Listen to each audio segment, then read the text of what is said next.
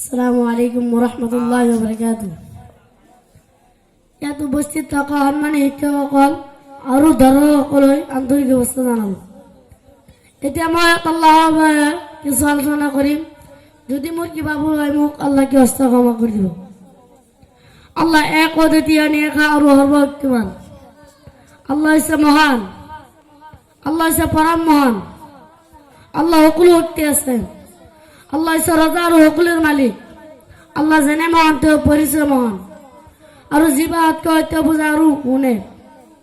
তেওঁ আসমান জমিন আৰু ইয়াৰ মাজত যিমান বস্তু আছে তেওঁ 6 দিনে সৃষ্টি কৰিছে।